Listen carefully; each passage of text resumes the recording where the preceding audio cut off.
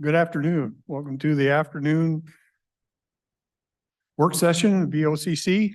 Today, we're doing general fund, just the whole budget recap, right?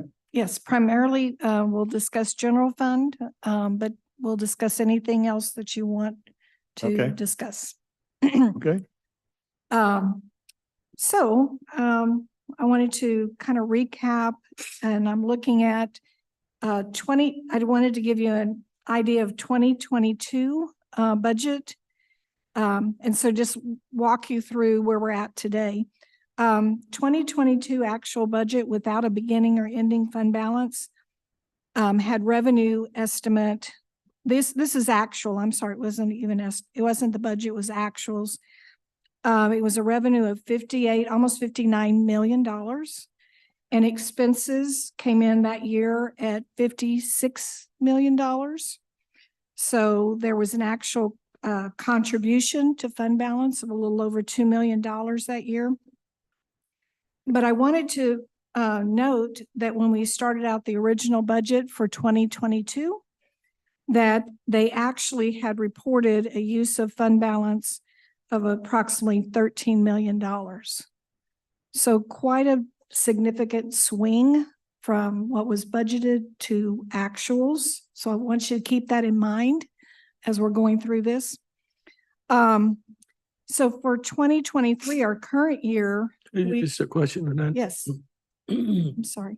Excuse me. I didn't think we had 13 million in fund balance at the time. We did? You budgeted, yes. You had in your budget in excess of 13 million, yes. So for 2023, you have a balanced budget, as we always present a balanced budget, which includes both beginning fund balance and ending fund balance. And that was $77 million for both revenue and expenses. Then I wanted to show you the fund balance I wanted to show you the budget without fund balances, so you have a more accurate picture. And so the budget for 23 started out with almost $55 million of revenue and almost $70 million worth of budgeted expenses. And if that budget would basically say that we'd be utilizing $15 million of fund balance. Just for your purposes, the budget for 2023 was forecasting a beginning fund balance of $22 million. And that was very close to what our fund balance was once we ended 22. So the use of fund balance still allowed us to have an ending fund balance budgeted of over $7 million. And the target, according to our policy, is the 8.3% of expenditures. And so that would have been a target of $5.8 million. And so we budgeted well above our target, even using fund balance. So then for the 24 budget, we're going to, these are still estimates. I'm still working on refining everything and looking at every line. But right now we're sitting at a $76 million revenue budget and a $76 million expenditure budget that includes beginning and ending fund balances. So what I'm projecting without fund balances, I wanted you to see this, is a little over $59 million of revenue. And this is taking into account really looking at our revenues a little bit more closely than we probably did last year when we budgeted them. You'll notice that 2002 actual revenues were $59 million. So now we're closer to that, getting closer to what we actually achieved in 2022. And we have several areas where we have a little bit less revenue coming in because, for example, the defeasance of those bonds, that the money's coming in from, I forgot which entity, it's for Three Rivers. Correct. Thank you. For Three Rivers. So that's no longer coming in as a transfer or revenue in. So that took our revenue down a little bit, but we've looked at these revenues and I've looked, the majority of the revenues relate to our property taxes and also our interest income and our sales taxes. And so I feel that we're still being conservative, but not overly conservative on projecting revenues for 2024.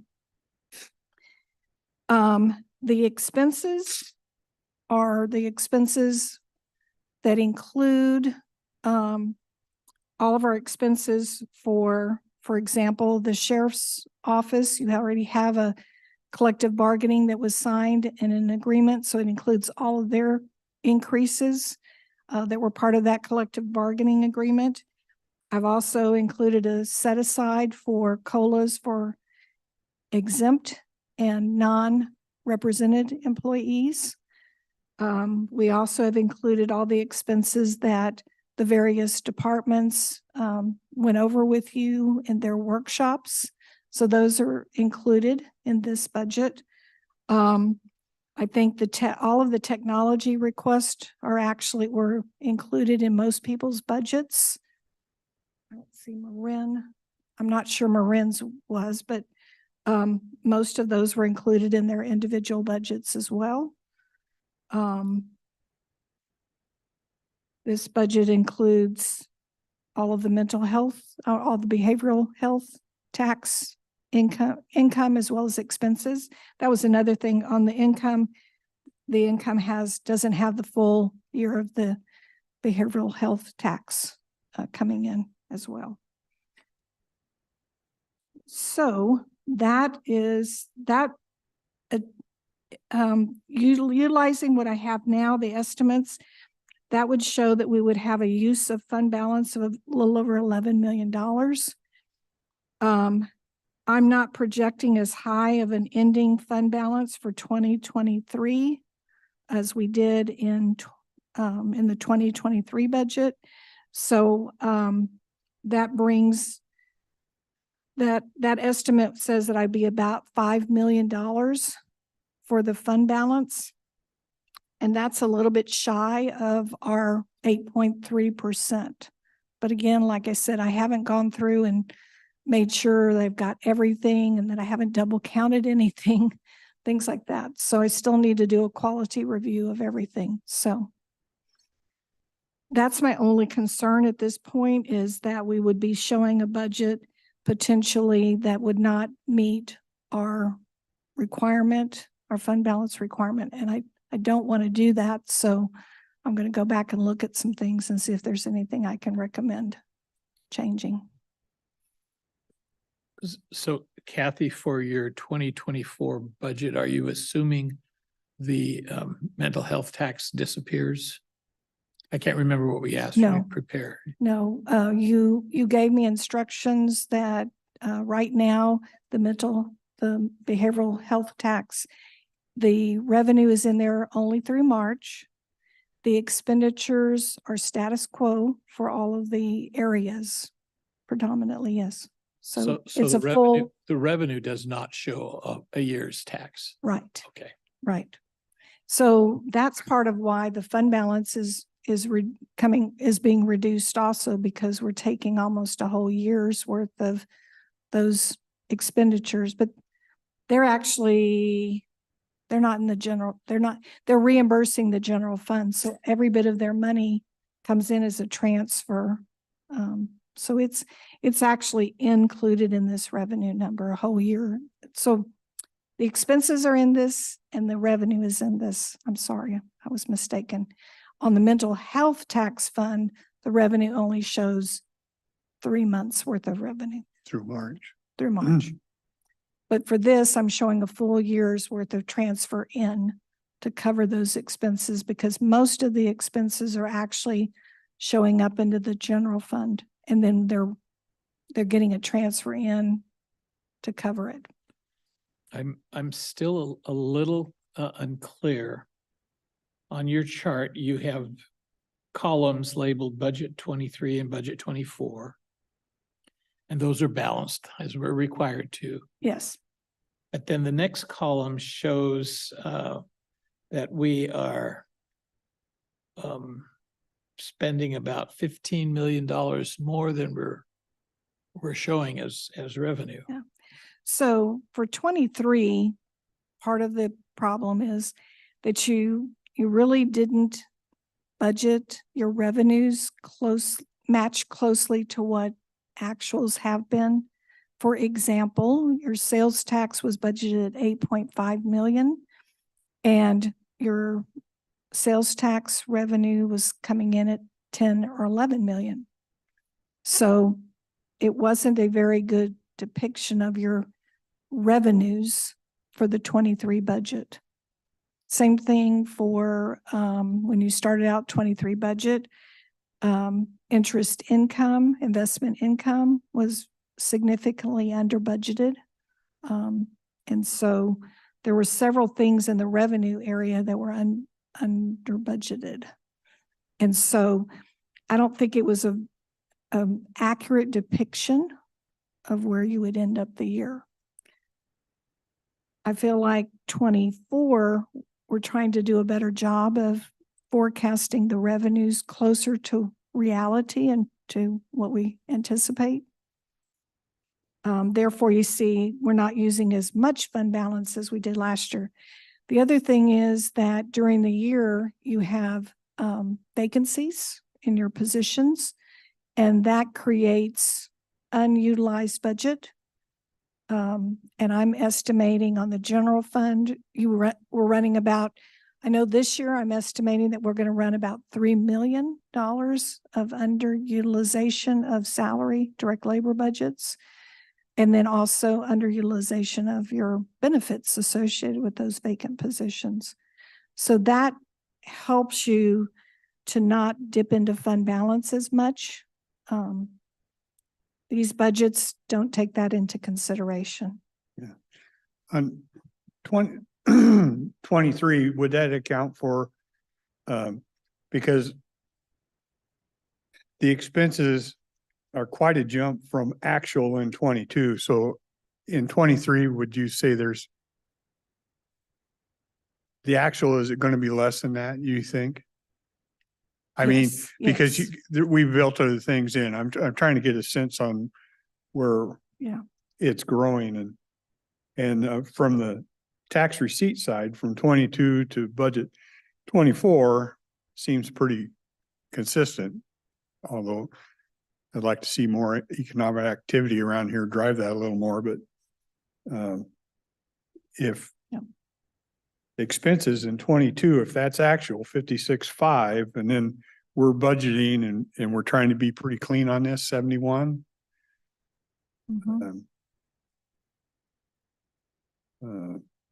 That's outpacing our receipts by Right. pretty good margin. Right. Now we've had That's- some That's why reserves we've been able to tap into, but we're depleting those. It right. looks like, And yeah. that's why I want you to see this picture to know that as far as being able to fund significant amounts of new requests, I can't support us going much further into the fund balance because right now I'm concerned that we're not going to hit our target. And that's not good because that can affect our bond ratings, things like that, or can affect our audits.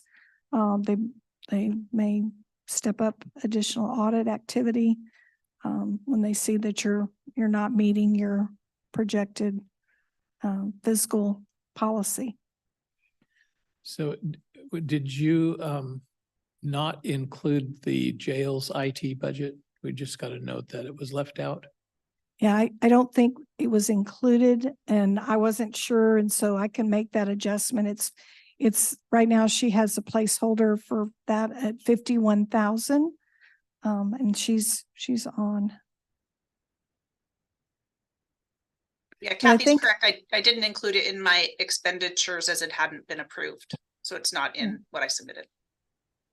But most of the other expenditures were actually included in this 71 million. I just want to make sure, full disclosure, that they were. And most of them were the computer request for those computers that didn't get funded any longer at the attorney.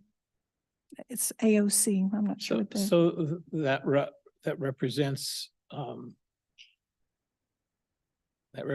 a $6 million drop in expenditures. Can you summarize what it is that we're spending less of? Or am I misreading? Well, no, actually on your expenditures, you budgeted last year 69 million. Okay. Without any fund balances. And this year we're budgeting 71 million in expenses, which is actually an increase in expenses. And that's because we've included the impact of the collective bargaining for the sheriff's office and also a COLA for non-represented and exempt personnel. And then also there's various miscellaneous increases throughout the general budget that were discussed in individual departments, recaps of their budgets. So it's really the expenditures are about 1.2 roughly, Yes. which isn't too bad considering we still have negotiations to go to complete. Yes. Yes. And then the expenditures also dropped because we're not transferring out the general fund, those bonds that were from the Three Rivers. So that's the revenue dropped, but so did the expenditures. So. Okay, thank you. But I just wanted to bring you to, I am concerned about our financial position right now, looking at the budget. And I just want to make sure that we're very cognizant of that as we go through. So if we go, just so I'm totally clear, and I think I am, if we just said, yeah, this is fine, then we end up about $1 million short on the 8.3% of what we're supposed to have there. Yeah. Yes. And And I have some suggestions. not to mention, it's not a good practice to run deficits every Right. year anyways, but. I have a couple of suggestions. One of the things that when I was reviewing we call it Law and Justice Fund, but it's funded by the sales tax, the criminal justice sales tax. It looks like we're bringing, again, that's another one where we budgeted very conservatively on the revenue side.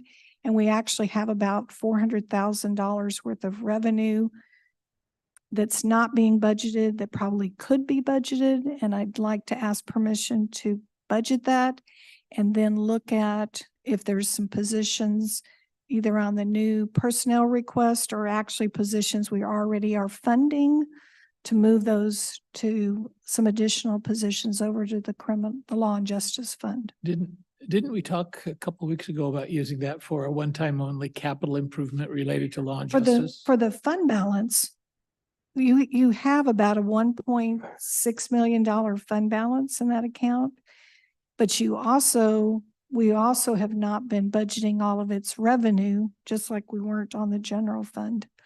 And that's about $400,000 for 24. And that's not reoccurring. I mean, that's kind of set. You don't want to add staff on a fund that will dry up in a year.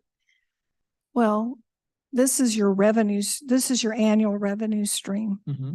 The fund balance is 1.6 by itself. If that makes any sense. That's what it has accumulated of what we haven't used of the. Right, annual. over the last few years. And so that's one recommendation I'd like to make, is to look at, is there any positions currently on the general fund that I could move over additional positions we can move over to the Law and Justice Fund to the tune of about $400,000. So that would help me with my fund balance issue also. You said a critical word, existing positions. Existing We're not talking positions. about creating anymore. No, existing positions. Do a shift. I mean, we Basically kind of do a already shift. agreed to a number of increases, handful, during our workshops, Yeah, but this is not any additional. Right. Yeah. This is to shift some existing general fund expenses. That's one recommendation to help me with our fund balance. And would that proposed shift of a 3/4 time court commissioner to a 50% subsidized Superior Court judge help our bottom line also? We're not spending we wouldn't be spending as much in personnel costs by having the state pick up benefits in half the salary, where we do 100% of those now for the court commissioner. Yeah. I'm not sure. I think it was presented that would be pretty much a wash. I think it was like maybe a $48,000 Yeah. savings. I don't think it was anything significant savings. That would require the discipline not to add additional staff to support that judge. Yeah, that's the other concern.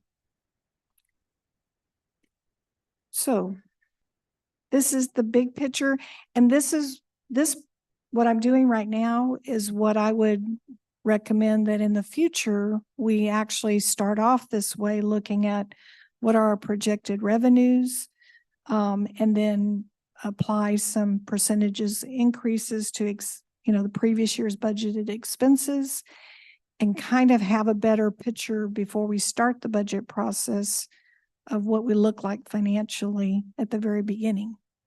That's what I'm used to and accustomed to, but that's Yeah. not how this particular, That's not what you inherited. that's not what I inherited. Okay. Yes. Yeah. That's not That's what the fine. plans already had laid out for me. So that's, yeah. I don't disagree with that approach. It's kind of what I grew up in. I think we need to find a way to see the way I view things, and people can view them different, but our tax receipts and our expenses our real tax receipts and our expenses should even up. The fund balance, if you have an unknown and something happens, or we want to make a one-time investment or something, then that comes into play. But it appears to me we're using it to balance an operating budget when the balance should be the receipts coming in, not the fund balance. It's nice we've built up a fund balance, but I don't know if that should be for normal operations. We also were built into this budget for 24, as well as built into 23's budget. We had that annual transfer to the budget stabilization fund. So last year we had a $1.5 million budget adjustment for that. This year it is included in this number to actually transfer out $550,000 to the budget stabilization fund.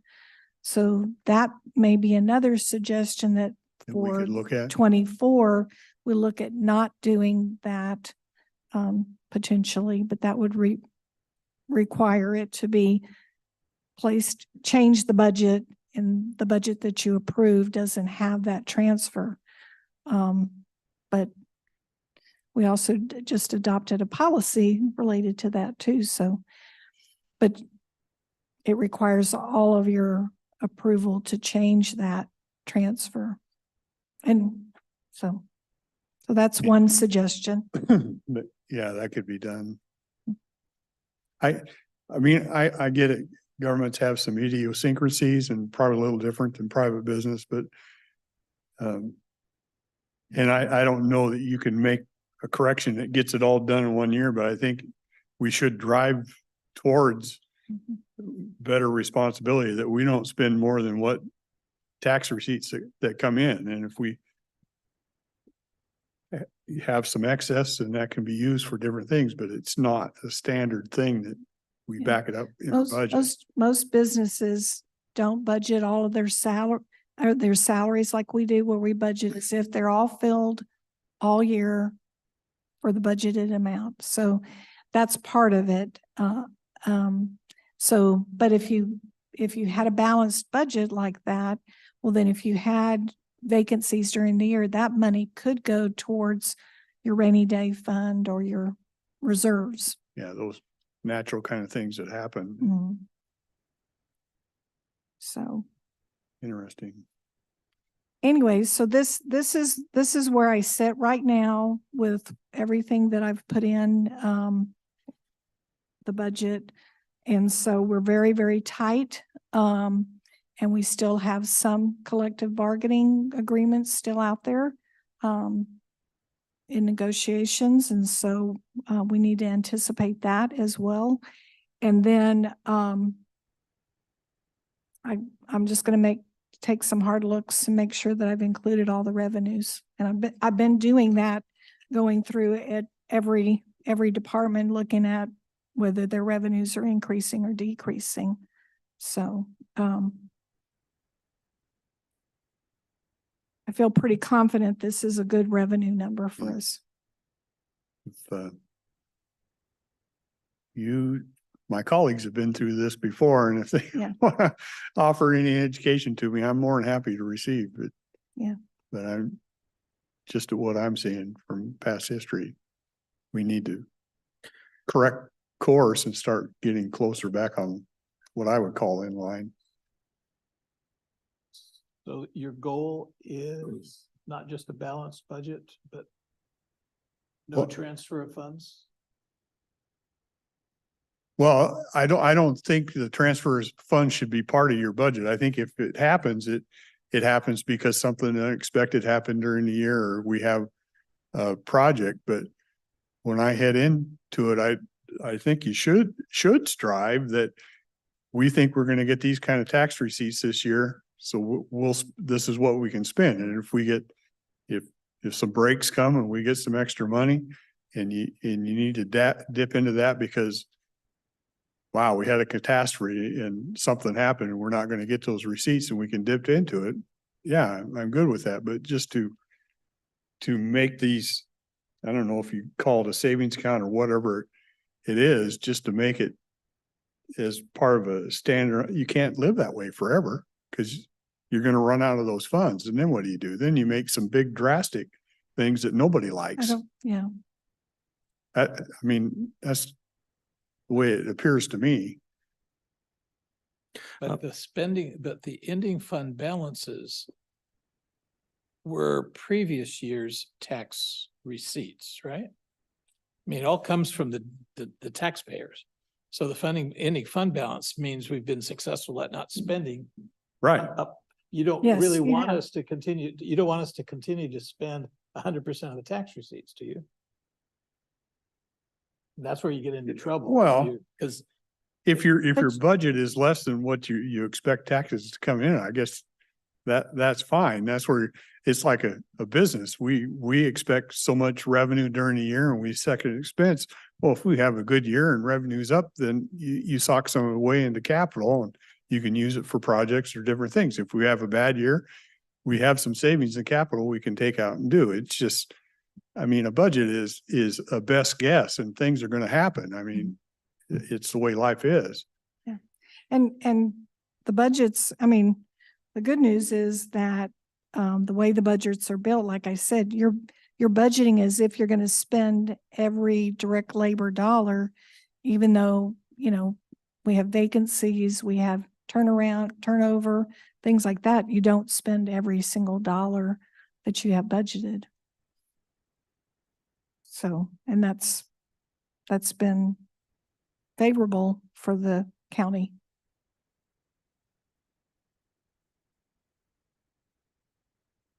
what in a private business might be dividends to shareholder, for example, Right.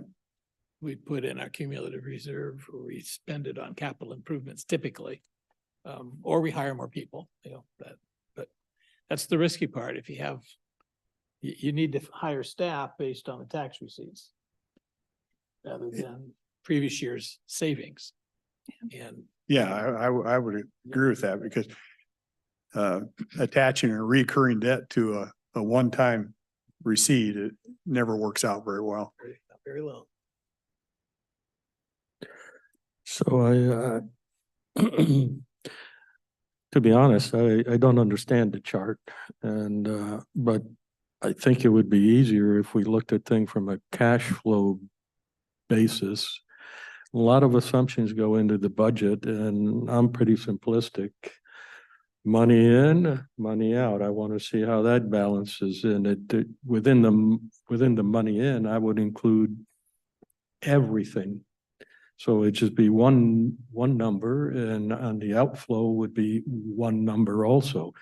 Then when we see that we have a problem, we can start playing with that. I don't like, I'm really mightily surprised that we have a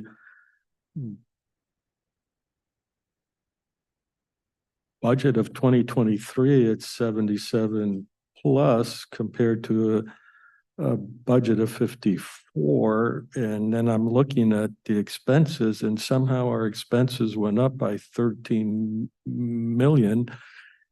And I don't think we hired that many people. So there's something in there that I'm not sure what I should be taking into Yeah, account. I probably should have showed you 22's budgeted numbers That was, in yeah. addition to the actuals. I did have it. I didn't put it on here, but yeah. we had budgeted for basically that $13 million right there. We had budgeted for us to utilize fund balance to the tune of $13 million.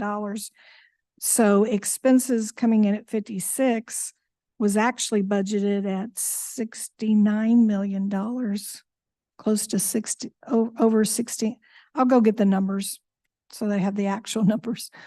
But we did budget way more for 2022 than the actuals came in at. And the ARPA money we took, that was in 22.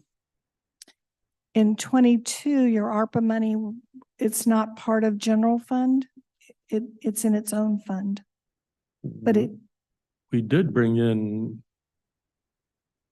10 plus million into the general fund. oh, yeah, you're right. There was reimbursements. Yes, there was.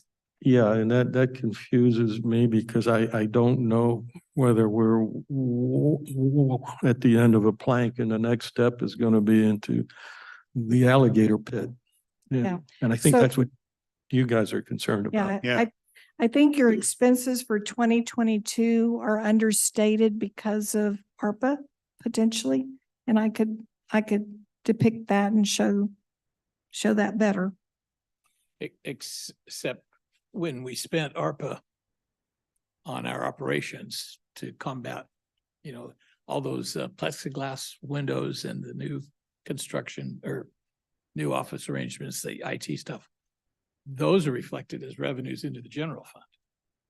So that No, bumped it- that there bumped it up. were two, we took I think, Kaylee would probably chime in somewhere. We took 10 million that was supposedly lost revenue that came in. Now, we took it as lost revenue, even though I don't know that we suffered any lost revenue. And then the other stuff, paying for the windows or whatever it is, that came out of the other 12 million or so. Yeah. So But it reimbursed, some of it reimbursed general fund. So that's how it. Yeah, so if it came in as a reimbursement, it came in potentially as, it may have come in as revenue. I Oh, have to look at it. That lost revenue It was that wonderfully federal way of showing a loss, anything less than a 4% gain. It was considered a loss. Very tortured logic, and our revenues didn't go down at all. So it's very strange. And where So I was, thank our where I was grandchildren. at, we actually had to do a calculation of lost revenue. We had to prove it up. Till they said you don't have to prove it anymore. Yeah, but we had to have our rationale, and they gave us 3 methodologies. So, I don't know how y'all, how Well, you had to do it here We at got state. the auditor's office state and chiming in, I hope. I think Oh, there Kaylee she was is. on vacation. Oh, Carolyn's in. But I'm here. Carolyn's there. I just had to be moved over. So yes, Arn, you were correct. There were 2 what we would call pots of money. One of those pots was direct qualification, meaning it had to, in order to use the funds, we have to direct those monies on things that specifically qualify, HVAC systems, certain things like that. The other pot, $10 million, is specifically revenue loss. That was absorbed not into the general fund, but we created a fund for it in the general fund, and we have been spending that money as we go. So I have the budget in front of me. A lot of that revenue loss has been allocated to public works, most of it actually, public works projects. Let's see. Awarded to public works, actually 5.5 million of that. More of that actually. It's broken out by different projects: South Cloverdale Road, Rock Creek Culvert, Hazeldale Road slide repair, West Side Highway slide repair, all those things. That was from your revenue loss allocation. The water infrastructure could be used out of the other pot, right? Yes, actually, you're right. There's a lot of water projects, Carroll's Water Association, Riverside Park, Beacon Hill Water Sewer, all of those are out of direct qualifications. You're right. so if I look at the numbers for 22, is it 10 million in there, or is?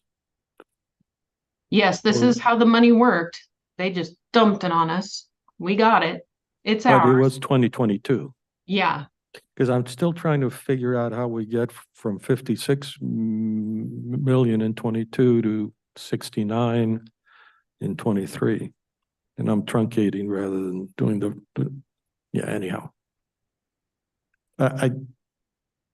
If we were comparing apples to apples, and I know there's a question about that, I just don't understand what it was that we did that would account for 13 million or 50.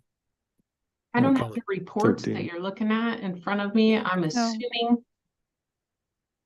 it's just a report, being able to explain the report, but I'm not sure. Well, I'm sort of looking for an answer that will drive me back to the cash flow situation, because in where we are, we will get some things, and let me call them for ease, grants.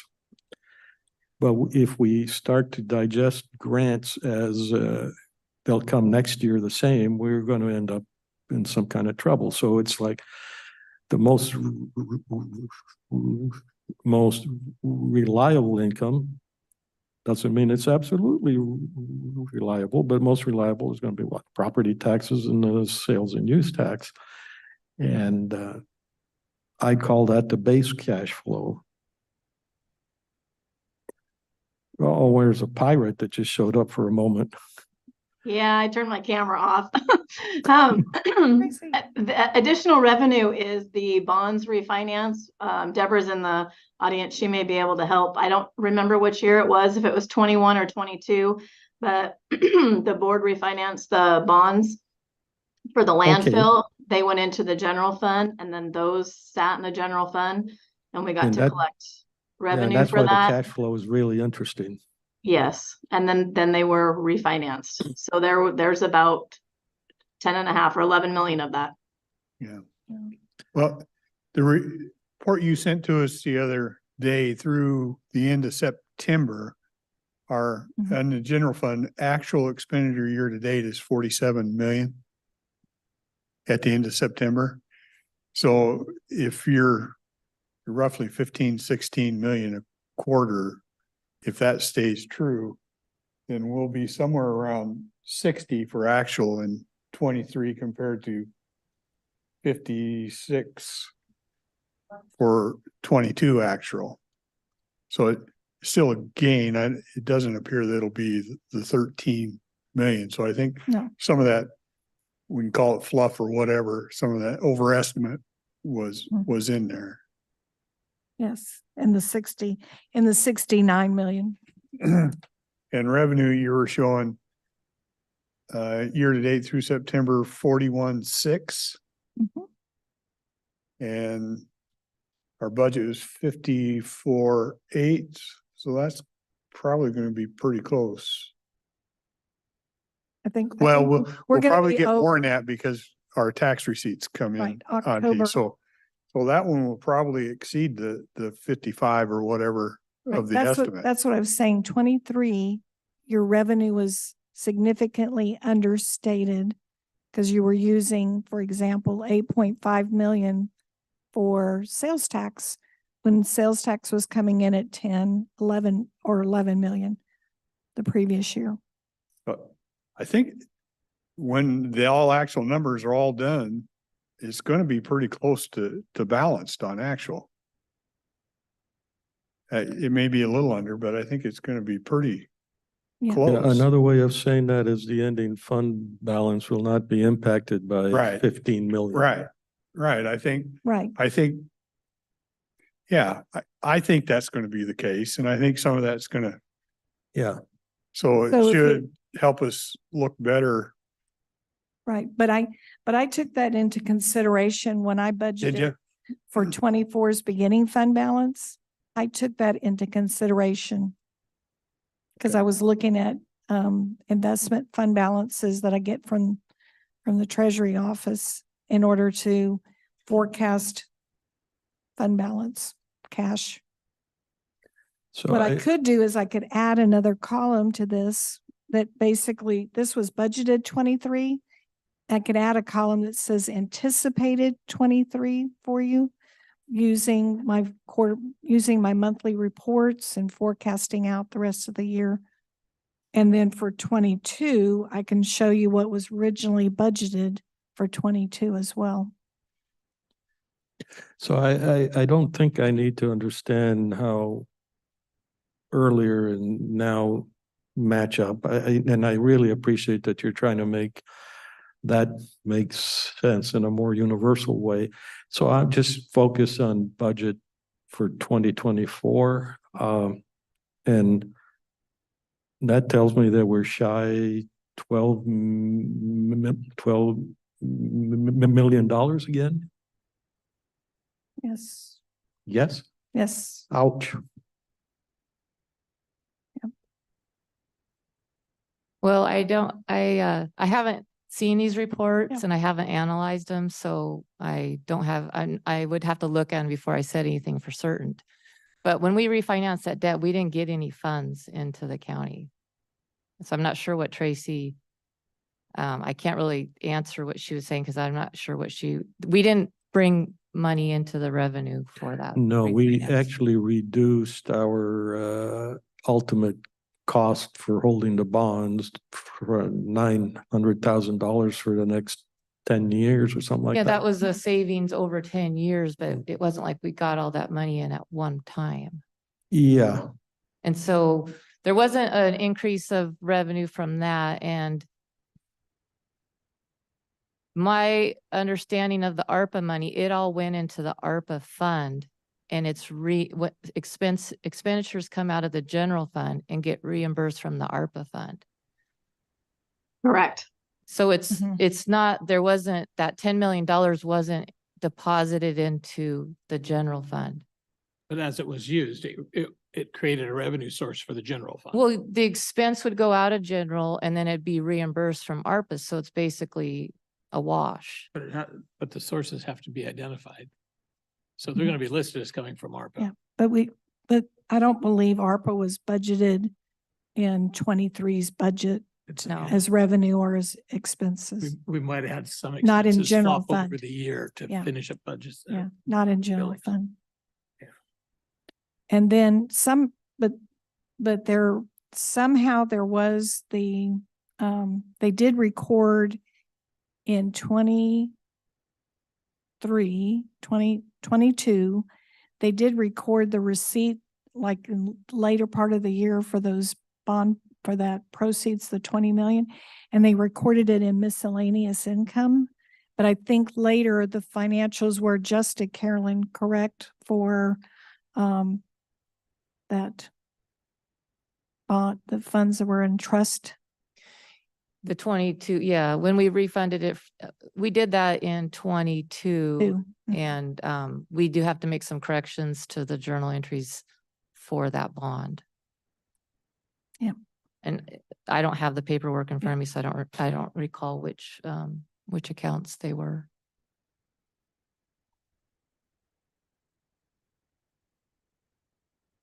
Yeah. The most mundane question in 24, do you have a COLA for the non-represented also? I set aside funds in the general fund for all for the positions that are non-represented and exempt, both Yeah, of thank those you. Yeah. categories. And then, as I said, the sheriff's office, their bargaining agreement and their increases are already built into the 24 budget as well.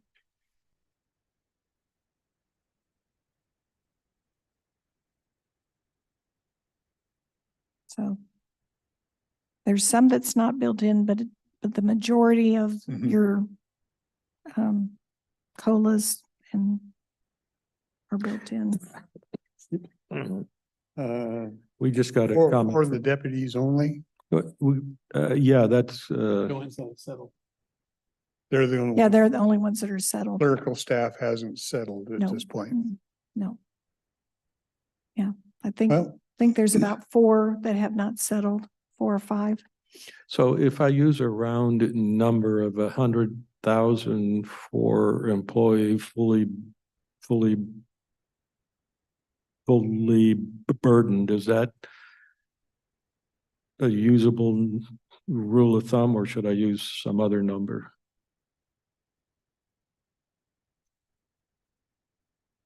I mean, I'm looking at 11 million, so we have to start figuring out how it is we're going to deal with that, right? Yes. Or I know, I guess what I'm trying to say is just, I want to be cognizant of the fact that you have everything budgeted, you do during the year have savings or unfulfilled budget that comes back into the general fund. So 11 million is the worst case scenario, is if you had every single position filled, every single expenditure consumed. And you that typically doesn't happen. Typically you have about $3 million, $4 million worth of salary and benefits that's budgeted but not consumed, not expended. Yeah. Is that That's a number? very conservative number. What's a very conservative The number? 4 million of salaries and benefits. Yeah. Part of what I liked about your general thinking was that you really wanted the budget to be reality as close as you could come. So I would expect some years you'll guess high and some you'll guess low. We've always guessed on the budget too high, and we always have this magic surplus, and that has always bothered me. But so you're saying that you still have a latitude in here that you expect it's 4 million. And that's very conservative. So what's the real number instead of 11,564,000? I don't know. Somewhere around 7, 6, 7. 7.3. Figures say, right? Well, yes, I think you're anywhere between 4 million and 7 million that you end up being not utilizing out of your budget. Just because of opening float. Mhm. Yeah, it's People important. sit vacant. Mostly turnover, It's important for us to understand that because hiring someone is a commitment, should be a long-term right? commitment. And if I'm a department head and I know that I have not filled a position, but I know that I'm looking at a trouble ahead of me, I'm going to do my very best to see, can I finagle it so as I don't have to bring another individual on board? So it's important that we understand that, right? Yeah. I'm probably usually err on the optimistic side. I think our year end is going to look better than the projected. So I think some of that's going to transfer. We're not going to look so weak, but what I would tell you, what I would do if I was running a retail shop or something and I was a little bit upside down. Yeah, I don't think you can correct that in a year, but what you can do is say for the next 3, 4, 5 years or whatever, our expenses we're going to hold equal. If you want other staff, you find it through efficiencies until the receipts start catching up. You probably have a little more leeway to do that in a government entity than you do in a retail side, but I think some of those commitments we can't run like this forever, even on the government side, right? Right. I mean, but that's one way I would consider it in a retail setting and say, okay, we're going to hold this for 5 years and build business and bring it back up. That's the idea behind the rainy day reserve. Yeah. Try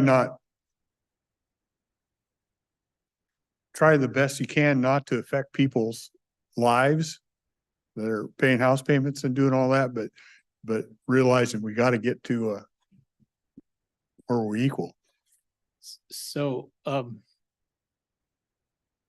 it is absolutely appropriate that we operate conservatively, and you've given us conservative figures.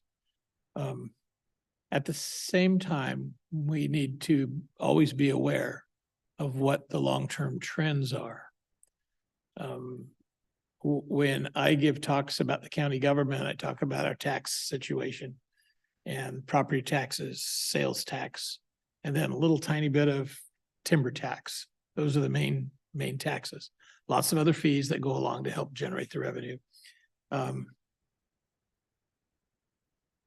I don't think the record will show that revenues have dropped in any of those categories except the timber harvest, because once you cut the trees, it's another 2 generations before you can harvest again, and that's very difficult to budget the fluctuations.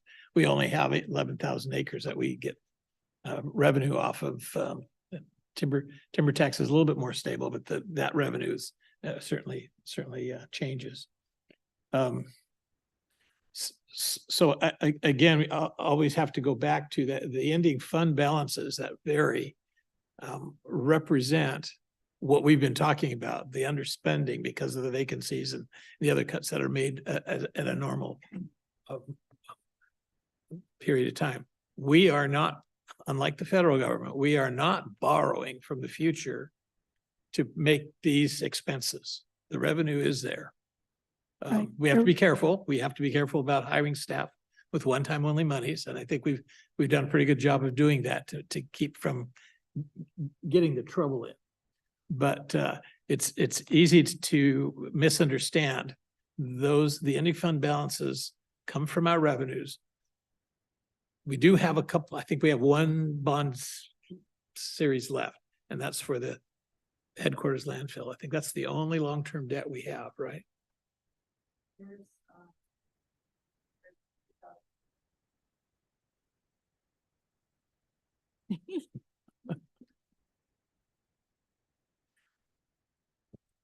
Thank you, Emily.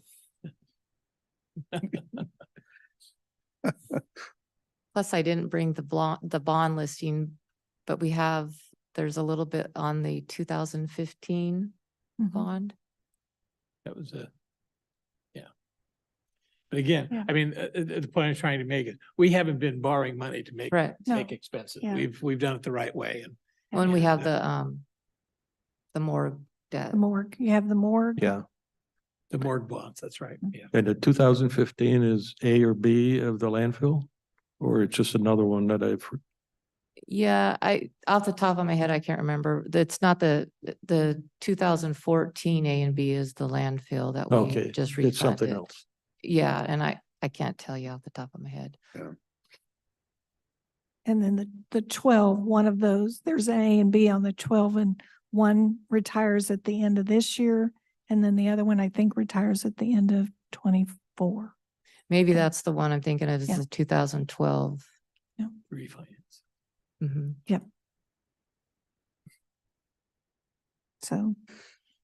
So all this is to say, circle back, this is just to show you that you do have the revenues available in your fund balances to meet this 2024's budget. And this is worst case scenario. Yeah. And so that's what I just wanted to point out to you is worst case scenario, we could be very close on the not meeting our targeted financial policy of the 8.3% in reserve. But I think we're going to be there. I'm just going to go back and scrub it, and things like if I have your permission, if I have some additional revenues in the criminal justice, shift some positions that are currently on general fund to the criminal justice fund, if I can do that, things like, so I I'll think bring that's a all good those to idea. you. Yeah. And make sure that we are absolutely right on target with our fiscal policy. I don't think we'd ever turn down listening to your Yeah. suggestions. And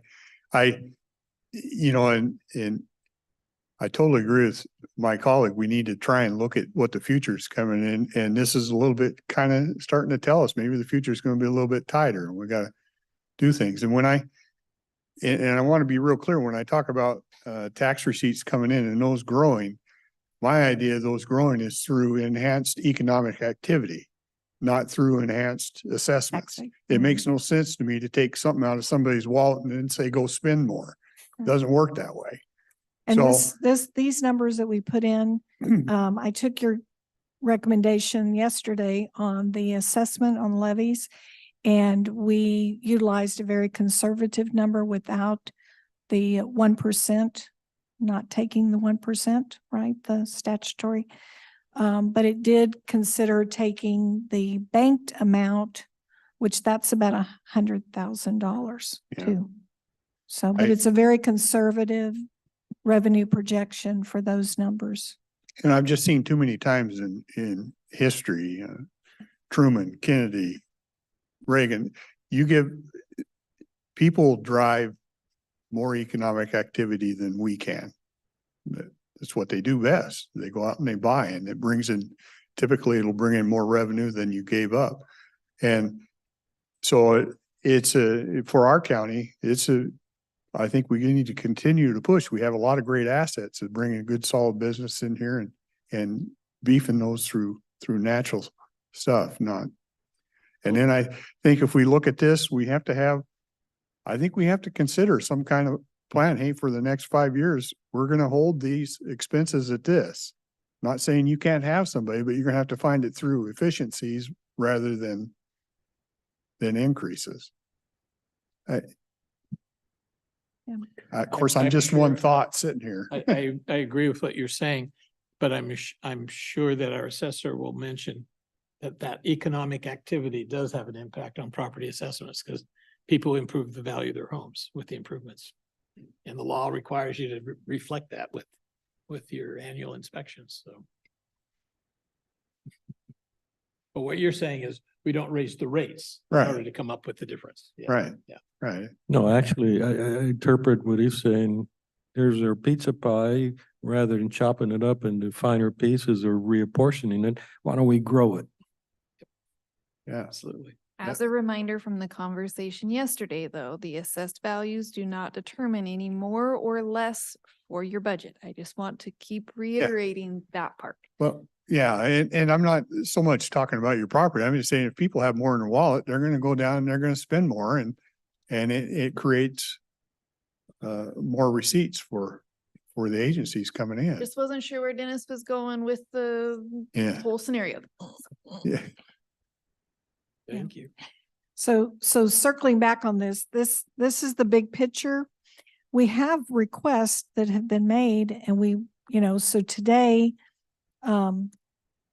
there's a request for new personnel, that have been made and we, need to finalize those so that I can put them in the budget or not Are put them in the are budget. they all in this number? You've included all that you No. know about? No, they're not all included in this number. The only things that are included in this number are the technology requests that were made. They're all included because they've been Oh. included in the budgets. So we have about, if you go to slide, your tab 16.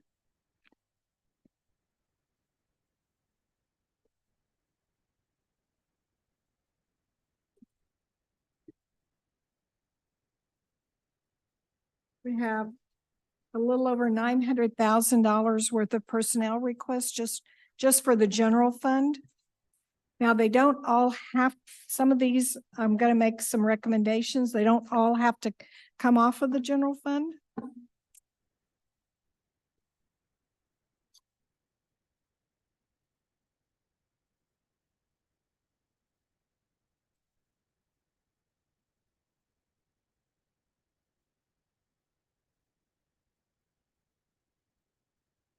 So we have 12 FTE requests Yes, we have 12. and this 900,000, is that projected salaries, benefits, all that stuff? That's all inclusive, fully loaded. For example, the request from the coroner's office includes a reduction in another line. Yeah. Of extra help. So for a total of 13,000. The drug court request includes a therapy. One of these positions was to be reactivated. And we could, if we wanted to, utilize the behavioral health tax for that one because it probably originally was on that. So that's a thought.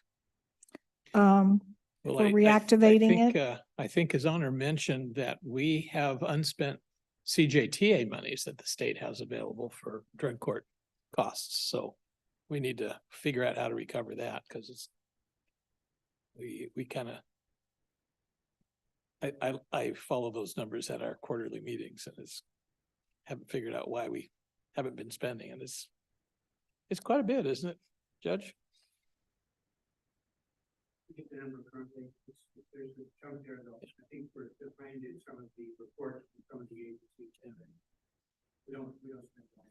So again, it kind of gets back to what you were saying. Yeah, so If you want to expand salary, find the different revenue sources and we have some. I don't know if that revenue source is in our budget. Yeah. Is it missing from our budget? Yep.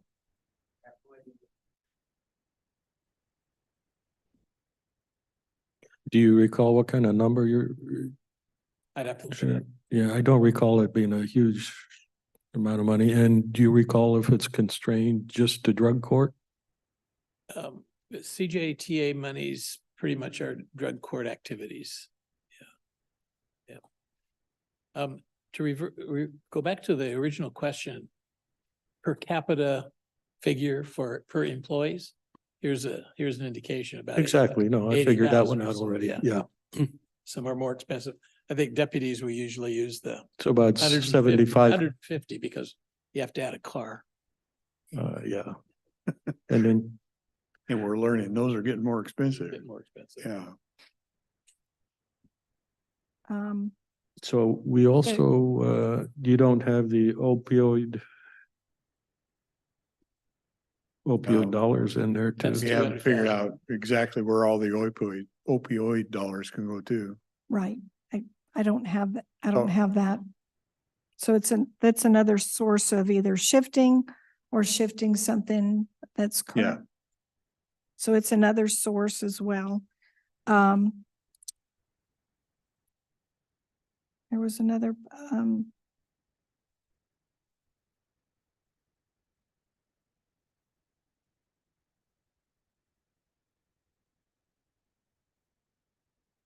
so. Yeah.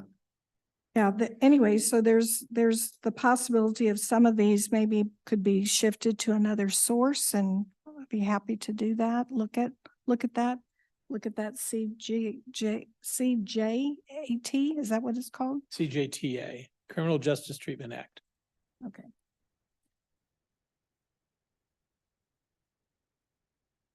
And then, That's not just drug court, right? It's behavioral Well, court. you have to be accused of originally you have to be accused of a felony crime. And then you get into the treatment with the promise that you don't have to serve. But they use the monies for UAs, part of the testing process. And other staffing.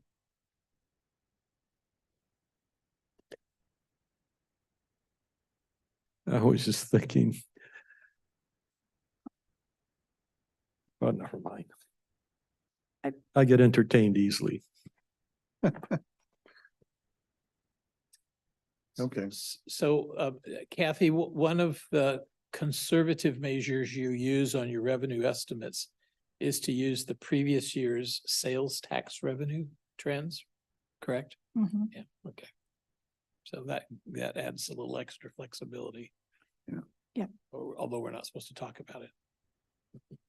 So Yeah, I don't know how to think about that because the sales tax revenue will actually grow because of inflation, but we're having to pay out of inflation also. So it's like first come gets a little bit of advantage, and I don't know where we are in that list, but I suspect we're overall losers. Inflation probably outpacing. Yeah. Receipts. Well, Okay. The auto companies are settling at 25% COLAs over 5 years, so that's 5% a year. Is that So what, you're saying the police cars are gonna get even more expensive? Well, Yeah. yeah, absolutely. did that, that's a UAW contract that's just been signed? That's been the trend. Stellaris and Ford, and I just heard GM is in the process of getting it approved, so. But it isn't an fait accompli. There's still, it's not a done deal. Or is it? I don't know. I'm just suggesting because News is all I'm reflecting it. So Think- I think they announced, they suspended the strikes. That was the announcement yesterday afternoon. And And it's because okay. of a pending settlement. Pending means it got to go before the body now. Right. Yeah, it's really, really hard to know, you know, in the negotiations, my salary will go up 5%, but I also end up having to pay something else, or it's 5% here and another 5% here because they took more healthcare funds off my table. But yeah, that is a good harbinger.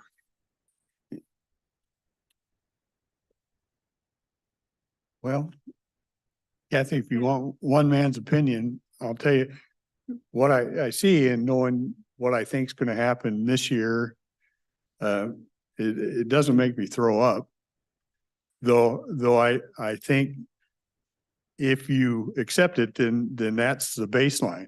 And for the next whatever years, I would be very, very adamant that we stay at that baseline until we grow some economic activity to do it. To let the economic activity kind of catch up to it. So I don't know if that's makes you feel better or it makes you feel worse, but I think we also talked about the Law and Justice Fund being available for some other kinds of expenditures. not necessarily salary, but, substituting for general fund dollars. Yeah, Right. so I'd like to look at that. Some of the positions on the new position report also, there's other income to offset it. Like I said, the coroner's office is willing to give up some expense to offset theirs. The treasurer's office, I don't know if it's on yours, it's not on mine, but I ask it to be changed because they're moving over 60,000 from an investment fund to help cover their operations in total. That's not on here as well. It's not on mine, but I Yeah. thought it was on yours. So their number's less than the 130. And sometimes you see you're always going to have that salary expense, but I have seen it at times where putting a body here or there improves some efficiencies in some areas. So it cuts it a little bit over this side. You still have that body to pay for, but say the full boat is 80,000 for that person, you're saving maybe 10 in efficiency. So it's 70. So I get that some of that can happen if put the right body in the right place. Mm-hmm. So I don't always look at it as 100%. It's not always the case, but at times it is. For example, I could, and I go back to my career when I was in mortgage, I could put a body in at a certain wage and know that we'd bring in that much business that they pretty much paid for themselves. Now you still had that wage, but you're bringing in some revenue to offset it or bringing in some efficiencies to offset it. And I believe in government, if we do it right, some of that can happen here too. So I think most of the department heads that are here have personnel requests. So right now, personnel requests are the only new personnel or the items that are not included in their current budget, the base that I showed you today. So the question is, I'm sure they're here to support and ask, will any of their positions be approved for me to include in the budget? Yeah. I would like us to consider, and I think that means we have to decide now if we're going to help budget. I really think it's advisable to take the mobile crisis team sheriff allocation from 4 down to 2. I prefer to go down to 1 there and let that proof of concept occur. Well, I think when they were having a discussion, it really, was it bodies or was a dollar amount assigned to so many hours? It's very confusing the way it was presented. I couldn't make heads or tails of it. I know the number was 403,000. Yeah, without their adjustment in that contract also had an adjustment for CPI. So it'd be about 434,000 after the CPI adjustment. But you said it had only been half used. Yeah, in 1 year, y'all utilized about 330,000 of it. And the current year, I think we had looked at it through August or some month, and they had only utilized about 189,000 of it. But that's because they also didn't have all 4 positions in place. So it was. Wow, that was a little confusing because I thought they said, well, we contract for 4,000 hours, something of that nature. So however many bodies they use to make up that 4,000 hours. 8,000 hours. Yeah. So in that scenario, it's either 2 bodies down or it's from 8,000 hours to 4,000 hours. Yeah, right. And the numbers that were presented, that we were surviving fine with far fewer hours. So if I could talk you into going to,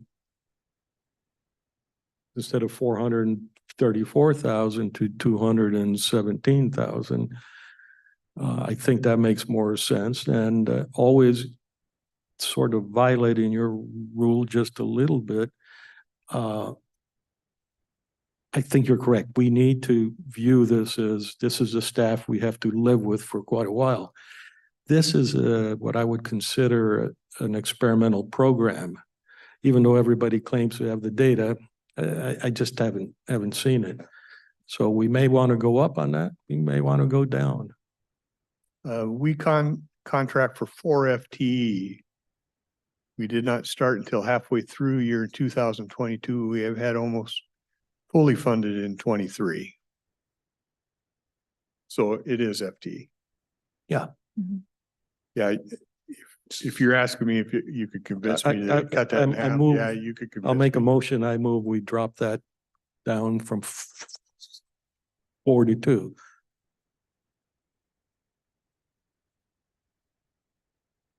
Well, I guess I have a problem. You said it's a pilot program. We're in the middle of the experiment. Then you want to cut the experiment in half.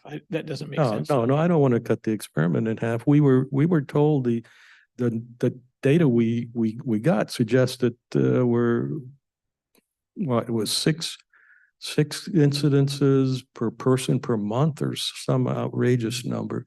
In any event, it's early enough in the program and we have been given no evidence.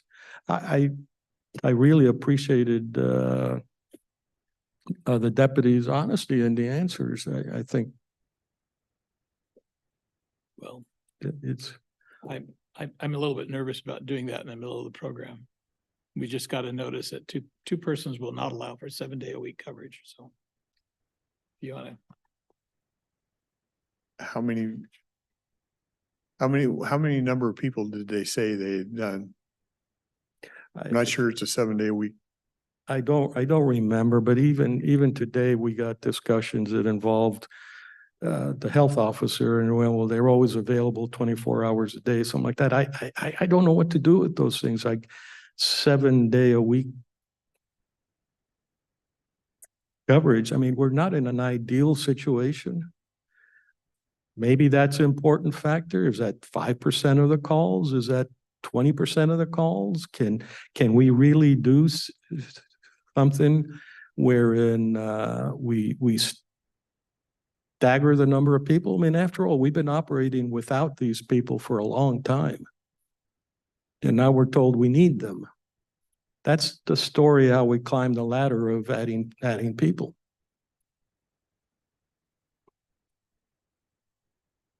Keep in mind, that's just, that's on the behavioral health tax. Well, that would, depending on whether we approve the mental health tax, it's going to come out of the general fund, but regardless, it's taxpayer dollars. Yeah. Yeah, because this budget doesn't lose any of those positions if the mental health tax stops, or we're looking at a way to fund all that stuff. So, But remember, they're not Cowlitz County employees. We contract with Columbia Wellness Right. based on and they get reimbursed based on the hours for those FTEs. So because at $400,000, there's not much in the way of benefits.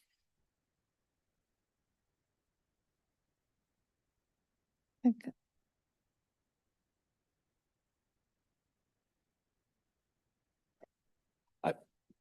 But you are right. It's one of those things we should be looking at. I'm uncomfortable with making a decision today, but it needs to be one of those programs that we look at pending some more information.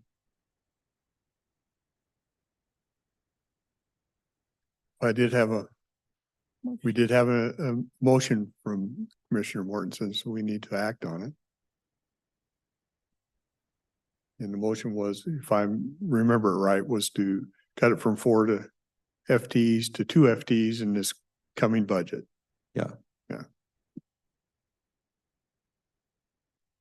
Any comments anybody wants to make? I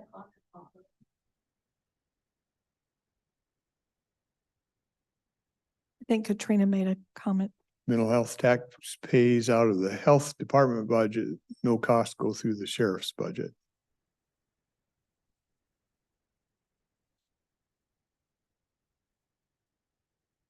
Who's coming on? Can I help at all? This is Katrina.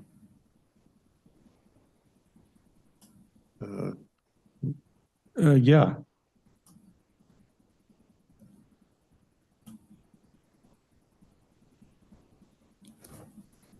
Hello, Commissioners. The mental health tax is paid through the health department. It does come from mental health dollars. The expenses come out through the health department and the revenue comes out of the health department. So it won't affect the general fund sheriff's department budget, any changes that you do make. We have spent $260,000 of the mental health tax dollars for this year. We have $145,000 left for the rest of this year, and we are fully staffed with 4 FTEs right at the moment. Any other questions I could help you with? Actually, I didn't think I had a question. Yeah.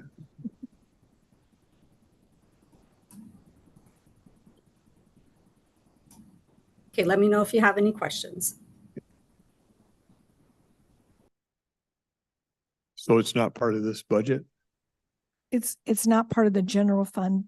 Yeah. It's on the it's directly on the mental health, behavioral health. However, what if the mental health tax goes away? Right. Okay, then it becomes a general fund obligation. Yes. But also regardless of all that, I'm trying to take a look at it and say, I don't think we're getting value for our money. How do you know that? I How do beg you know pardon? that? We haven't had the full report yet. We agreed early on, it should be a year and that's sometime. Correct. I don't remember the numbers, and the deputy presented us some numbers and it was a woefully low number. It's like when you talk to OPD, he tells you how many cases they have to handle. That number we got that was equivalent to that was pretty dang low. In addition to that, I have met with the ladies who are in charge of this program from Columbia Wellness. I've heard them speak twice, and I've already mentioned their interest is not in relieving the deputy from an obligation to understand a mental health patient. Their view is this is another welfare program. They talk about, well, we interceded with this guy, and then, I followed it up. I got him some blankets, and then I'd really like to follow up. And I've heard them speak. They really want to grow the whole thing. Thank goodness we don't use anecdotes for our decision making. We need full information. The sheriff's on, Jordan is on. This bears the need for more thorough discussion. When they talk about 6 clients per person, how much time does it take to work with a client through the program? I don't know.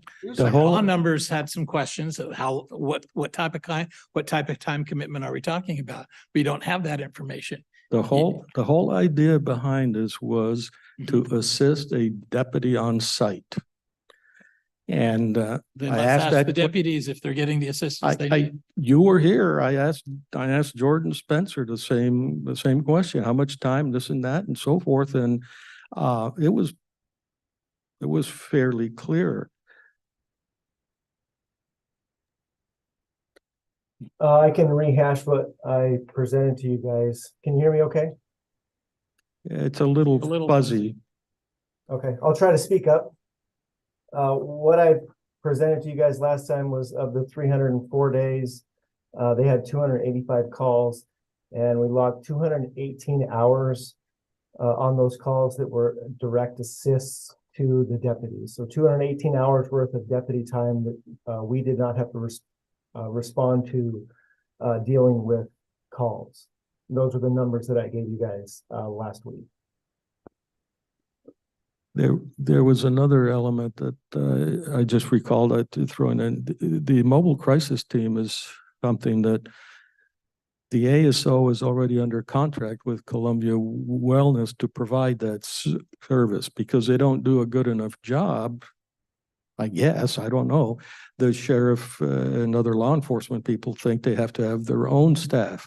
In the big discussions leading up to our saying, okay, there was a lot going under that it's really really inconvenient, or convenient, depending on how much sarcasm you want, to have a contract with the ASO only to go outside because they're not fulfilling the obligation of the contract. Putting that aside,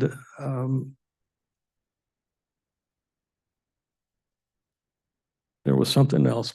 My apologies.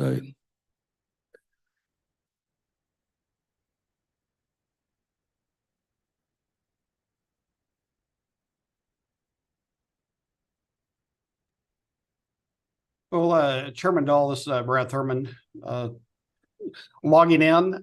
Just like to say, my recollection when this plan was approved, it was going to be a 2-year pilot program, and really didn't get it up and running really fully till earlier this year in early 2022. So took some time to get it fully ramped up and get it to this point so far. I wouldn't just suggest that be observed. We're observing it as well. Trying to collect statistics on there, establish what they're effectively doing out in the field, but we would encourage you to continue it maybe for 1 more year at current staffing, and we can revisit this at that point. If we do scale back to 2, that would take some days of the week they would not be available to us, and limit their availability. Mobile crisis is there, as Commissioner Morton has mentioned. However, they're different. Their focus is on in progress type people in crisis. The group that we have here locally is working with people to keep them from getting into that point, crisis state, where they do become a greater impact on the mental health system, and are also particularly the criminal justice system has been the plan all along, keep them out of the backseat of our police cars, out of the jail. Once they get charged with a crime, you incorporate the courts, the prosecutor, and the Office of Public Defense. Dealing with cases that are generated from these folks. That's the whole intent behind this, is to keep people out of those systems that already exist and are funded, criminal justice and the mobile crisis side of things. So that would be my request today. If you continue it, at least give us 1 more year at the current staffing to fully assess the impact of what they're doing for us and in the community as well. Well, yeah, I think a pilot program is not a license to do anything you would like to do. And I had discussions with you, Brad, probably over a year ago in your office about that. And I mentioned to you my concerns at the time. And so it isn't like it's anything new. It's been something I alerted to. The idea you just mentioned, they want to follow up and prevent, all the bad things from happening by being good here. So you are actually offering up that they really are trying to do another welfare system, and there just always will be a justification for expanding a welfare system. Who wants to argue against motherhood and apple pie? All I can say is the pilot program, the rules were violated almost immediately. The rules that I understood was there to help the deputy negotiate an on-site situation. It had nothing to do with anything else. Well, that was only one aspect of that, is to help deputies dealing with folks, but also at times they work independently of deputies, like I said, to keep these people out of both the criminal justice system and the mental health system to any greater extent than they already are, or prevent them from even starting down that road if we can help them out. Well, the idea there was the MCT person would forward a reference over to any of the multiple agencies we have around, or entities that try to deal with that. It wasn't to start our own. Well, and that's not really the intent, or I think what's happened, to try to get people plugged into the services that whatever causes them to come across our radar, whether it's homelessness, mental health, or substance abuse, get them diverted into those resources. And like I said, keep them out of further involvement with the criminal justice system.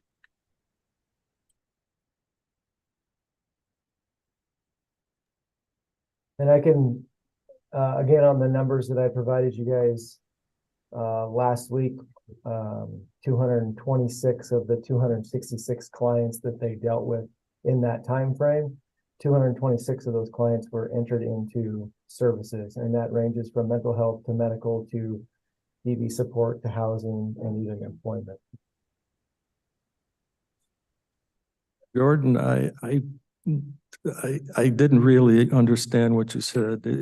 I couldn't make out the words. Okay, I was just reiterating, so we talked about the calls for service and then the contacts that were made, over 1,000 contacts that they made during those 304 days, where they dealt with 266 clients, 266 personnel. 226 of those were entered into ongoing services. Some behavioral health, some medical, substance abuse, EV support, housing, employment. Jordan, another way of saying that is that you had 218 diverted from jail. 226. And these are unique contacts? Meaning, Is there people in there you've contacted 3-4 times in that number, or is these unique? no, they have, so 266 clients, and they made contact over 1,000 times. So they saw those clients more than one time. Because generally they don't go right into services right away. And so they have to kind of follow up with those individuals. But those are all contacts. Some of those were, we call them frequent flyers for our office, that we've haven't heard from in a while, which is a way that we can at least tell internally that there's some assistance going on our end. Yeah. So of the 266 contacts or whatever, how many bodies is that? 50 people? 60 people? 100? No, the 1,057 contacts were made with 266 people. Okay. 266 unique individuals. All right. And 226 of those individuals were entered into services.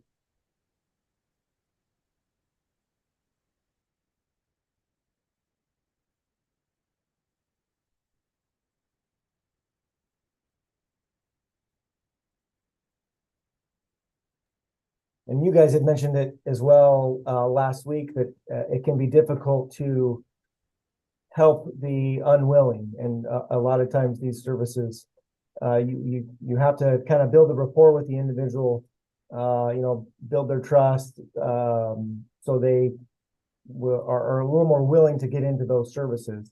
And so that's why there was so many contacts made with those amount of people.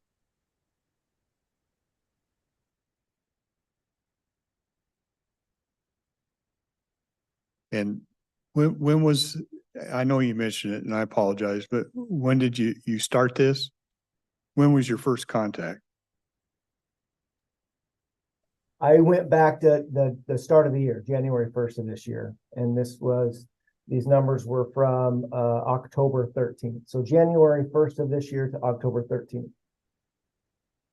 So about roughly 9.5 months so far. Correct.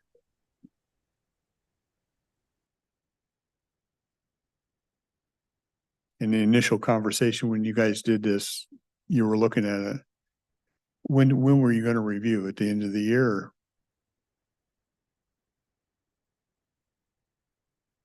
I wasn't here when that decision was made. I'm sorry, my mind drifted. Would you ask again? When was the review period? Do you recall? No, I don't know that a specific review period was mentioned. Was there any parameters we were looking at, like dollars saved or estimated dollars saved from jail, or I mean, I don't. What was it well spec'd out? Was anything spec'd out? No, no, it was just primary, and most of my motivation with law, with the sheriff's office is I want them to feel protected and supported. Yeah. And so the claim was that this MCT would help them be be more safe and more productive. I said, Right. all right, let's go ahead and try it. But And that like would I be my mentioned last concern time, too. I got no data in 9 months. And I had early on contacted the sheriff himself saying, let's not turn this into another welfare program. Yeah.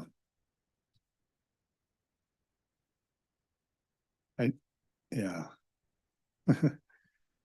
Obviously, I'm the one that's ends up deciding this thing. And I'm struggling on both sides because I want our sheriff.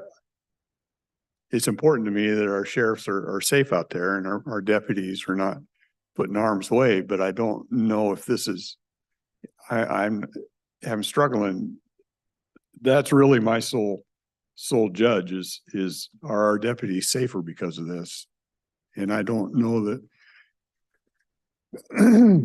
I'm struggling making that determination. I think there's a lot of services these people can be put into, and I'm not, I don't know if just establishing this program to put them into services is the right thing. If we establish it because when our deputies go out and react that there's a safety factor for them, I can live with that. So, I guess what I'm saying in, Sheriff Brad, I think we need to give you some more time, but I really want to know that it protects our people out in the field. The fact that they get services through this, I don't have a whole lot of concern with. I think there's a lot of places that can help them get services.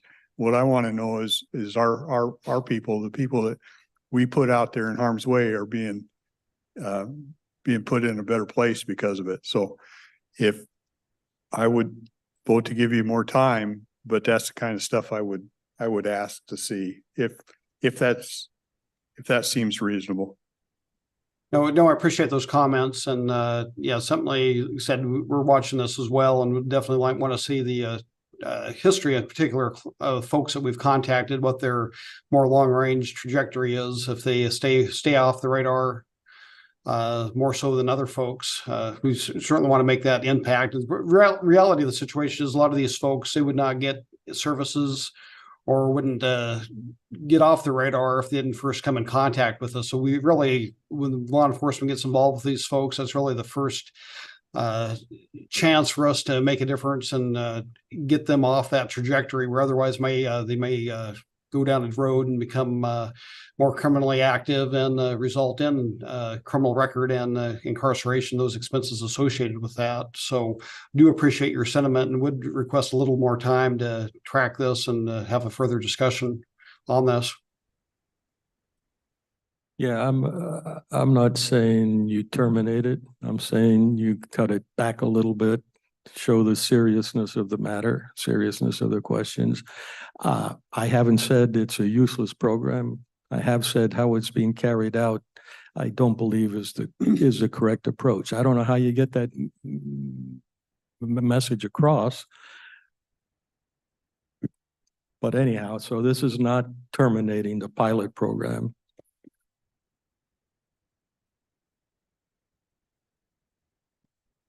So we have a motion to reduce the program To two people. to two people.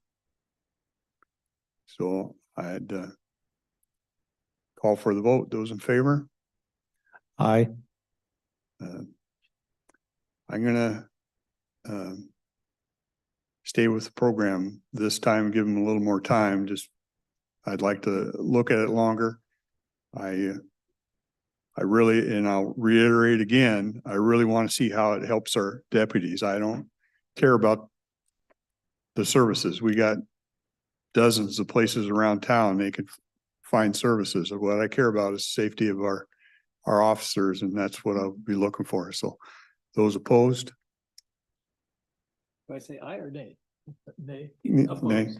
And I also vote nay. We'll keep it through the pilot.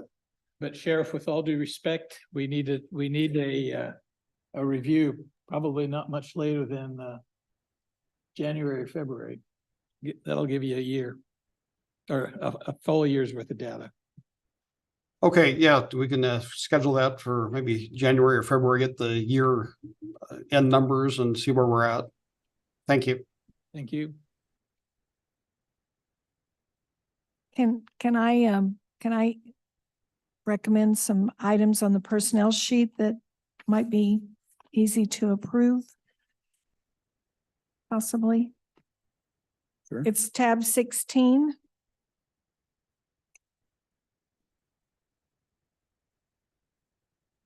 I just need some direction on, and I'm sure some of the department heads would like to know where they stand on their request for new positions. So the first item on there is the Superior Court, and this is the one that was presented in its own session. It doesn't have an impact on 2024, but it was listed as a 2025 item, and if I recollect, y'all are not in favor of that one, or you are in favor of, I think y'all had voted you were not in favor of it, so I need to know for the budget.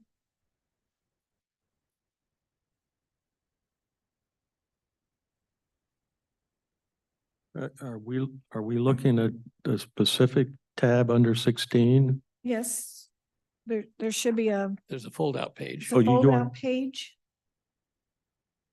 So you're looking just across the board, not, okay. The fold out page.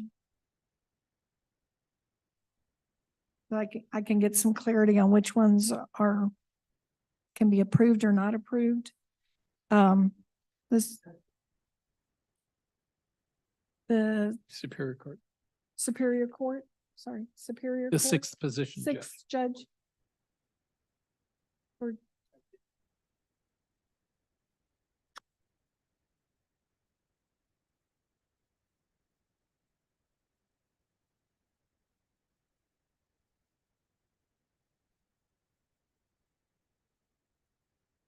it would impact.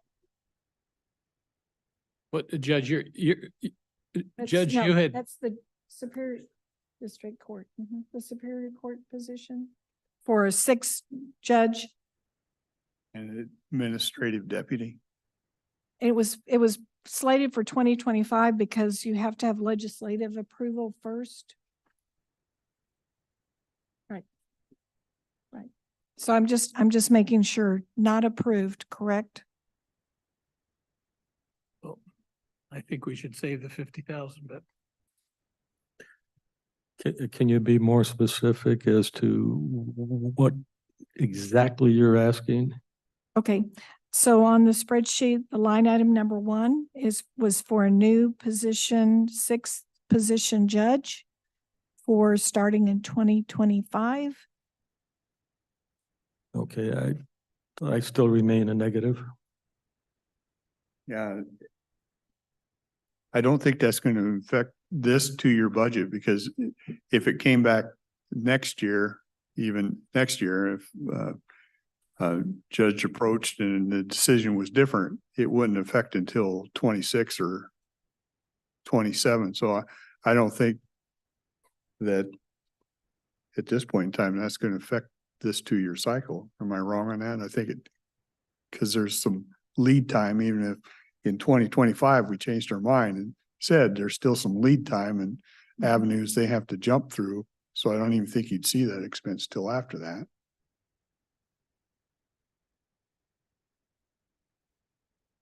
Okay. And so the judge is not approved and neither is the administrative deputy. Correct? Because I think that was tied together. Right. Then on the coroner's office, there's a investigator 1 position that was requested. And they've also offered that they would reduce this would allow them to reduce their extra help because they'd have a full-time person. And so that's an impact of $13,962 to the budget.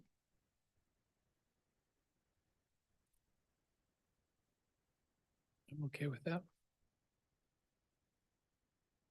Approved. Okay.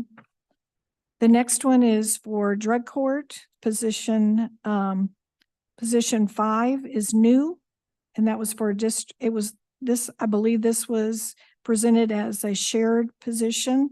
That's why it's called District Court Drug Case Aid. And that position full with all benefits is $80,273.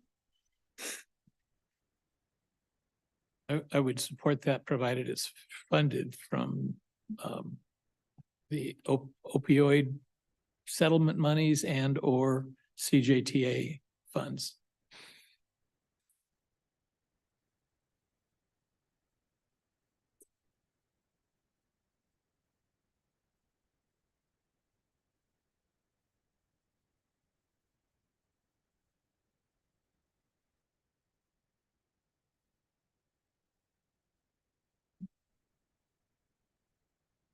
Okay, I'll do a little more research on that one and bring it back. Yeah. I'm still it wasn't clear to me, still a little confused on that because it feels like, district court isn't a lot of that work with the cities. And I don't know that the cities are contributing. So I'm a little confused on. They do when, correct me if I'm wrong, but when they operate on behalf of the cities who bring charges for misdemeanor crimes, they're acting as city municipal court. They're district court judges, but working for the cities. And so there are charges that go, that are charges that the cities pay fees for that service. So what kind of crimes are these, misdemeanors or? So the other thing is that we also utilize what we call district court for the misdemeanor crimes. So we share the costs with the cities. So what's the incentive for somebody with what's the penalty on a misdemeanor? Usually it's usually not jail time, right? Yeah.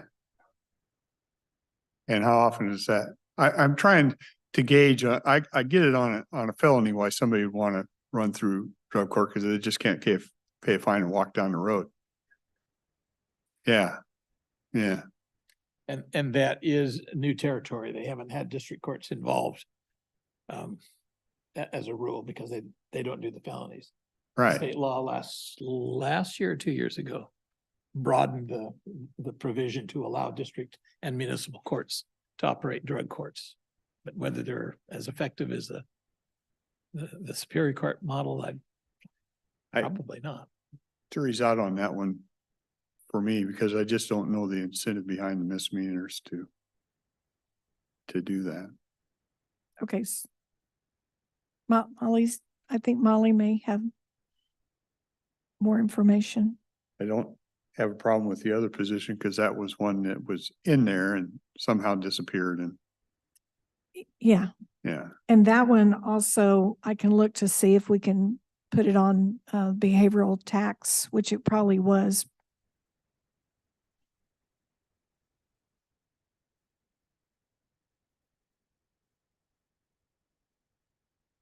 Did Molly want to add anything there? Or if not, There she goes. Hi, can you hear me? Yes. So yeah, this request came from meetings with the sheriff and local law enforcement regarding district and municipal court cases, partially related to the increase in the drug charges, but also just based on the status of the people that law enforcement has been coming in contact with in recent years, especially while there was no drug possession law being enforced. So, I don't want to speak for them, but this was a request that all of those cities have because so many people that we're seeing in district court and the municipal courts are impacted by drug use.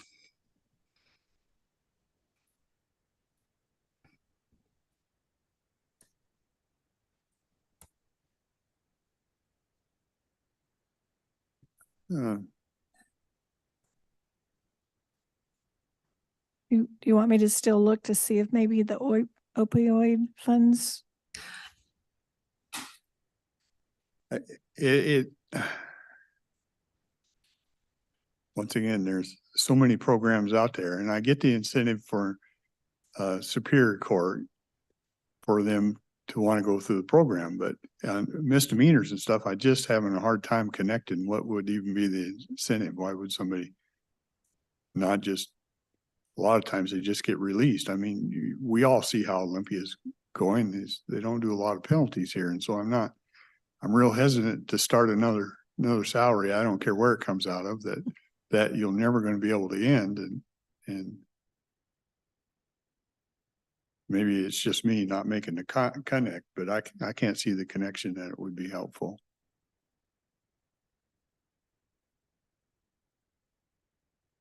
So am I hearing not approved? I guess I'm just not approved. I'm not in favor. I'm not in favor of it. Okay. Okay, going to position number I'm 7. also not in favor of number 6, but that doesn't probably amount to anything.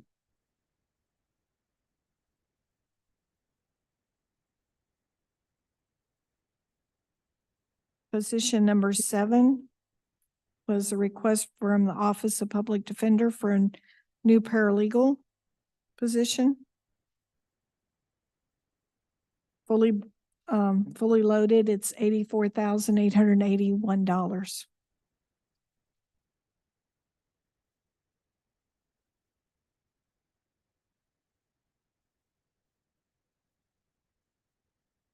Hearing no yes, no's.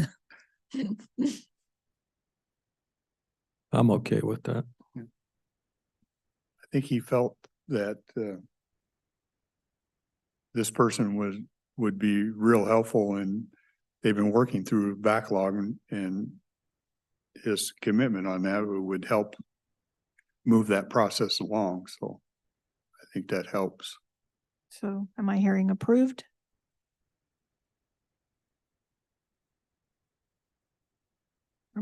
Are we just, I'm just gonna keep you here all day.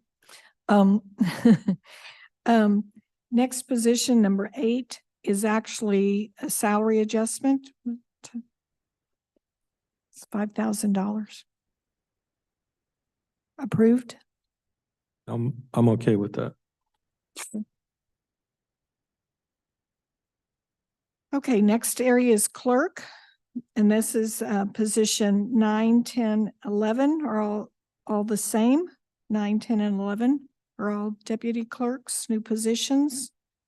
Each one is about $75,000.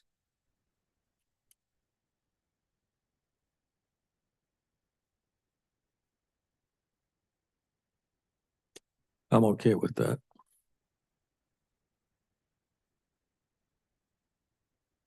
I think she took on a lot of the juvenile record stuff.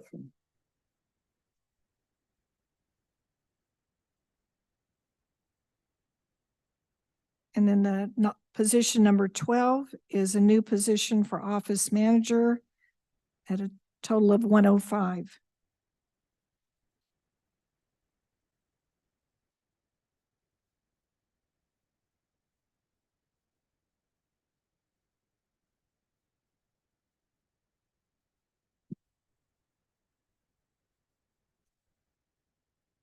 Oh, I'm sorry.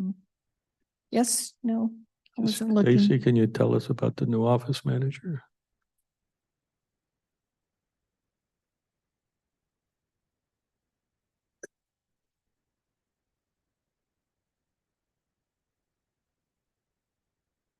Sorry, I wasn't prepared to speak today because I thought we already did this.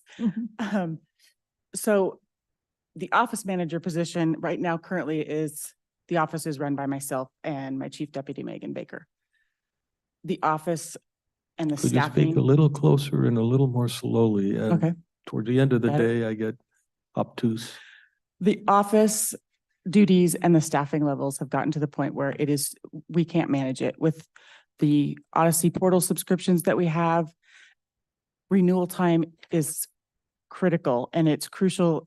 Megan is too overworked. We can't keep up with the tasks. So between the two of us, there's too much to do to continue managing the size of the office that we have. So in view of the brick wall that the budget shows us, you wouldn't change anything that's on here. I'm sorry, what? So I don't, if you need the office manager, you need the office manager. I'm not in a position to be able to judge. I am in a position to say we are seeing a brick wall toward which we're heading. So then my question to you would be, are you sure that you, like, say, do you really need 3 new deputy clerks? At this point in time, Could you yes. get by with 2? And if you say no, well, then At this point in time, I'm going to say yes, these are definite needs. When I had my budget workshop with you earlier, I did express to you that I have several long-term employees. They're going to be retiring soon. that's right. Those positions may not be filled, may or may not. I don't know at this point. We need to Appreciate get you offering that as a reminder. and we need to get a grip on the backlog of the juvenile department and the cases that we need to get cleaned up and taken care of. So Yeah. there is an abundance of work right now that we need to address.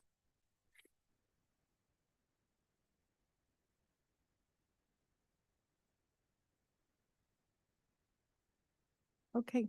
Thank you. Okay, treasurer's office. There's one new position for investment banking officer. That is partial, like I said, that one is partially offset by $60,000 that's being transferred in from the investment fund. And then there's 3 other salary adjustments totaling $8,000 approximately. Would you repeat what you just said about offsetting? Yes, on the new position for investment and banking officer, there is $60,000 worth of funds being transferred in to the general fund to offset salaries. And that's $60,000 that could offset that $121,000. That's interest earnings from our investments. Is that where that money comes from?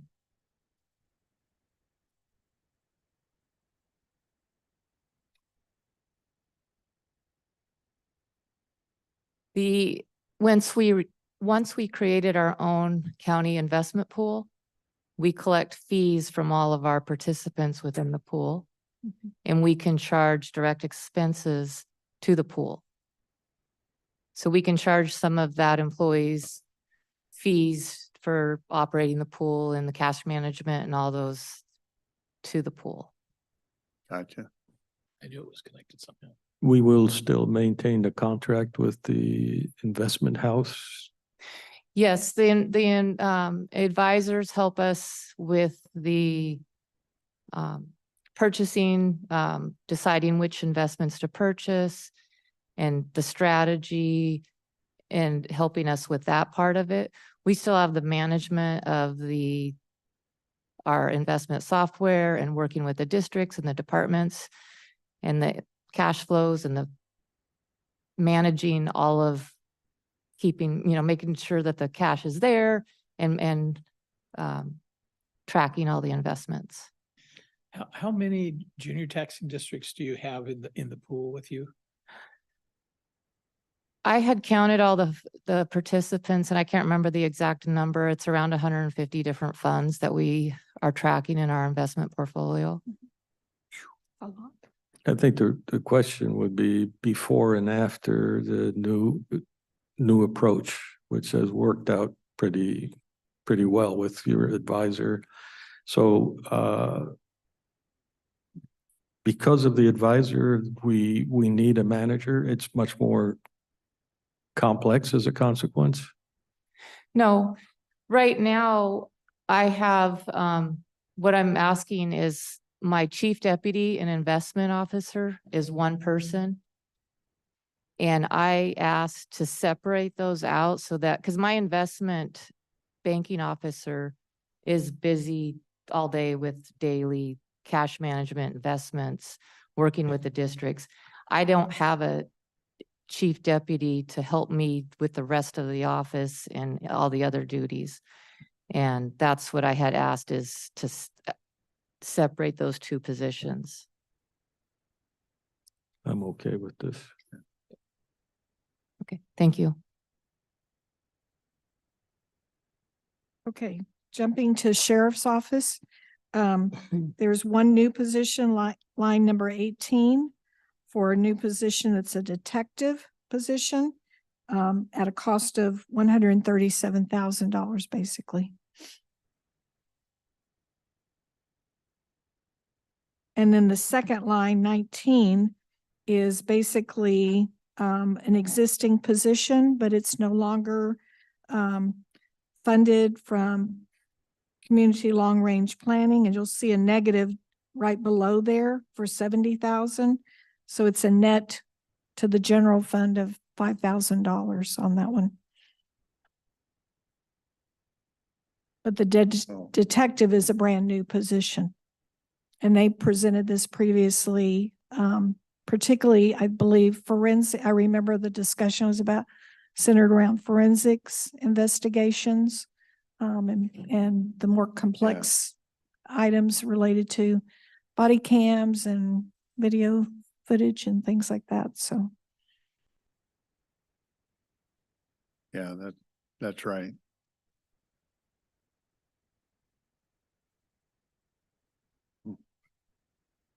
So do I have an approval?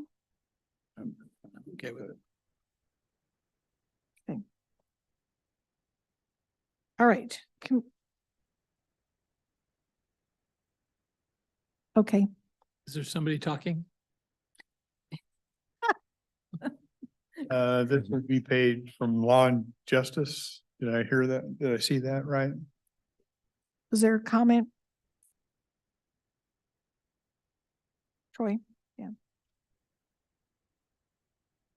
Yeah, and that's true, that law and justice could be another source other than general fund. Or it could be a source to move some existing positions that are on general fund over to law and justice. Well, I think we have that forensic, they were talking about the ability to track stuff that we do for ourselves and others that not every county has. I think if I'm remembering right, I was over there, they gave me a little demonstration. Did we say approved? Yeah, I remember the conversation. I was good with them. Oh, okay. I would like to say on something like this, to me, there are two questions. The first one is it justifiable? And the next one is where it comes from. And if we conflate those two, I think we will tend to make a mistake.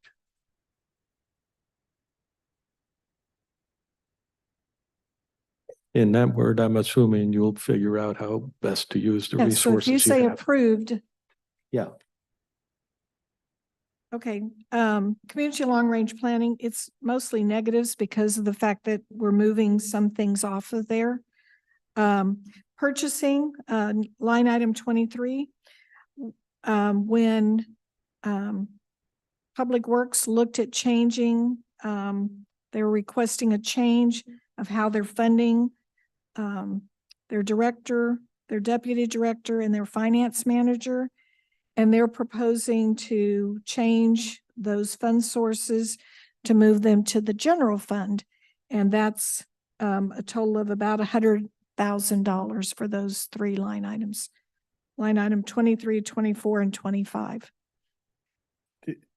These aren't new bodies. It's just No. changing it. change of source. The source from, was coming out of building and planning, if I remember Right. right. And Yeah, so that's how we know, we notate it, change of source, not that Yeah, it's a new so it's- position. And this is when they began to review how they were currently allocated and the change was being made. Right. Is that okay? Okay. Yeah, it's just Okay. it's not a new expense. It's just, All right, that's it on positions. Those are the things I absolutely needed today. And then all the technology requests. Oh, I think the other ones there, those are all on the general fund. The rest of the items on the next pages are on either enterprise funds. I think they're all on enterprise type funds. And they were all change of source. They were not any new positions. And then I think that's all the direction I need as far as items that are not currently in the budget that need to be included in the budget.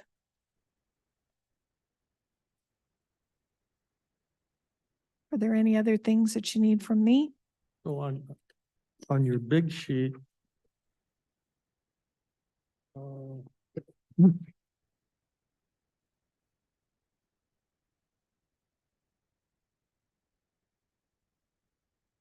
On your main sheet for tab 16, it shows new salary and benefits total at 890. And the number at the bottom of your Did it say nine? second page doesn't say 890. No, the second page, that was just for general fund. Yeah, And that was just general fund. The second page is all enterprise funds. everything. Yeah. Okay, thank you. And then I will go back on all of these and look for the appropriate source to source the approved items out on.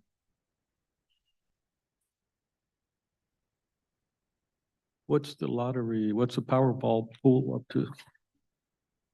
I don't know.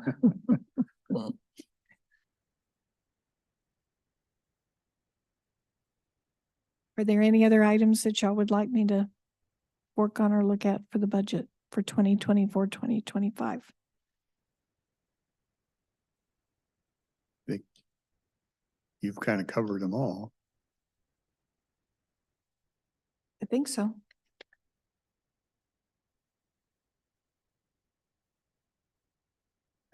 Yeah, I'll just reiterate once again, I think moving forward, we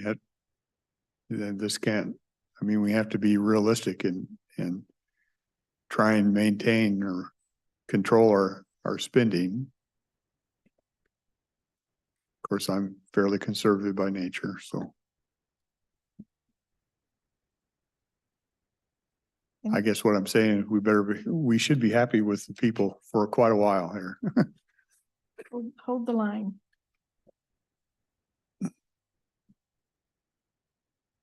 Anything else? That concludes my workshop. We get to keep our books now? You get to keep your books. I don't know if that's a good thing or a bad I thing. was gonna say, Anything else, gentlemen? Make sure I got no hand raised, nobody wanting to chime in.